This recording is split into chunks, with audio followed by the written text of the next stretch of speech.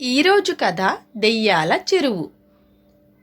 అనగనగా తూర్పు కనుమల మధ్యలో శాంతిపురం అనే ఒక అందమైన గ్రామం ఉండేది.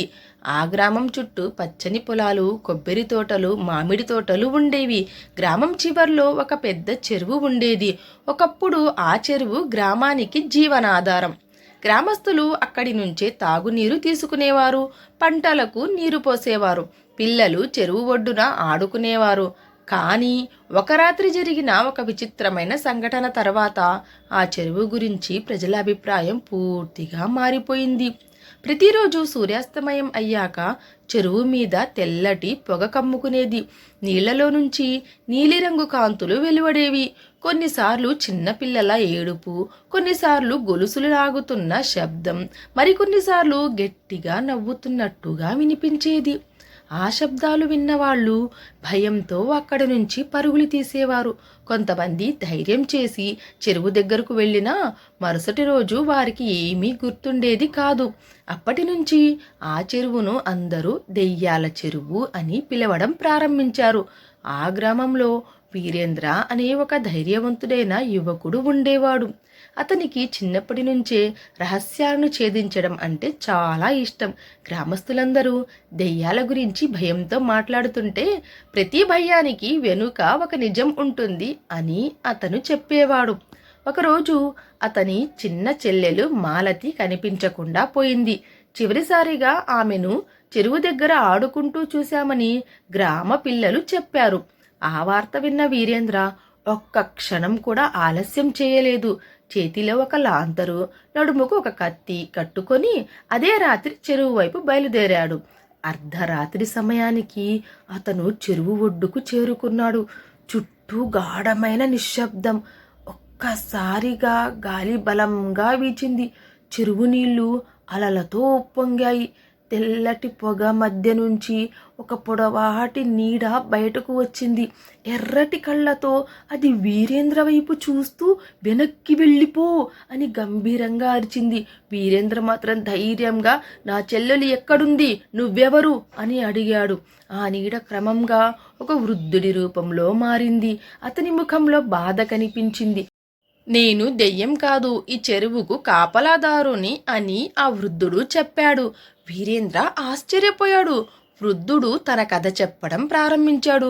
300 సంవత్సరాల క్రితం నేను ఈ రాజ్య ఖజానాకు సంరక్షకుడిని. కొందరు ద్రోహులు రాజ్యంలోని బంగారము, నిధిని దొంగలించి ఈ చెరువు అడుగున దాచారు. నేను వారిని అడ్డుకోవడానికి ప్రయత్నించారు. వారు నన్ను హత్య చేసి ఈ చెరువులో పడేశారు. అప్పటి నుంచి నా ఆత్మ ఈ నిధిని కాపాడుతోంది అని చెప్పాడు. ప్రజలు నన్ను దెయ్యం అనుకుంటున్నారు, కానీ అసలు ప్రమాదం నేను కాదు. అయితే గ్రామస్తులు ఎందుకు కనిపించకుండా పోతున్నారు అని వీరేంద్ర అడిగాడు. వృద్ధుడు తన చేతిని చెరువు నీటిపై ఉంచాడు. వెంటనే నీరు రెండు వైపులా చీలిపోయి కిందికి వెళ్లే రాతి మెట్లు కనిపించాయి. వీరేంద్ర ధైర్యంగా కిందికి దిగాడు. అక్కడ ఒక పెద్ద రహస్య గుహ కనిపించింది. ఆ గుహలో ముఖాలకు నల్ల ముసుగులు కట్టుకున్న దొంగలు బంగారు పెట్టెలను తవ్వుతున్నారు. మరో మూలలో గ్రామంలోని పిల్లలను తాళ్లతో కట్టి ఉంచారు. వారిలో మాలతి కూడా ఉంది. వీరేంద్ర నేరుగా దాడి చేయకుండా తెలివిగా ఆలోచించాడు. గుహ పైకప్పుకు వేలాడుతున్న ఒక భారీ ఇనుప గంటను బాణంతో కొట్టాడు. ఆ గంట శబ్దము గుహ మొత్తము మార్మోగింది. దెయ్యం వచ్చింది అని భయపడిన దొంగలు అటూ ఇటూ పరుగులు తీశారు. అదే సమయంలో వీరేంద్ర పిల్లల తాళ్లు విప్పి వారిని బయటకు తీసుకెళ్లడం ప్రారంభించాడు. కానీ దొంగల నాయకుడు అతన్ని చూసి కత్తితో దాడి చేశాడు. ఇద్దరి మధ్య తీవ్ర పోరాటం జరిగింది. చివరకు వీరేంద్ర తెలివిగా నాయకుడి కత్తిని కింద పడేసి అతన్ని ఓడించాడు. అంతలో వృద్ధుడి ఆత్మ మళ్లీ ప్రత్యక్షమైంది. గుహలోని రాతి స్తంభాలు కంపించడం ప్రారంభించాయి. మిగిలిన దొంగలు భయంతో పారిపోవడానికి ప్రయత్నించారు. బయట ఎదురు చూస్తున్న రాజభటులు వారిని పట్టుకున్నారు. వృద్ధుడు వీరేంద్ర వైపు చూసి చిరునవ్వు నవ్వాడు. ఇన్ని సంవత్సరాల తర్వాత నా మీద ఉన్న అపవాదు తొలగింది అని. నువ్వు ధైర్యంతో నిజాన్ని వెలుగులోకి తీసుకువచ్చావు అని చెప్పి అతని రూపం బంగారు కాంతిగా మారి ఆకాశంలో కలిసిపోయింది. చెరువు మీద కమ్ముకున్న తెల్లటి పొగ క్షణాల్లో మాయమైంది. నీరు మళ్ళీ స్వచ్ఛంగా మెరిసింది. పక్షులు కిలకిలరావాలు చేశాయి. తామరపూలు వికసించాయి. గ్రామస్తులు ఆనందంతో వీరేంద్రను అభినందించారు. రాజు స్వయంగా గ్రామానికి వచ్చి వీరేంద్రను సత్కరించాడు. చెరువులో దొరికిన నిధిని ప్రజలు అభివృద్ధి కోసము వినియోగించాడు.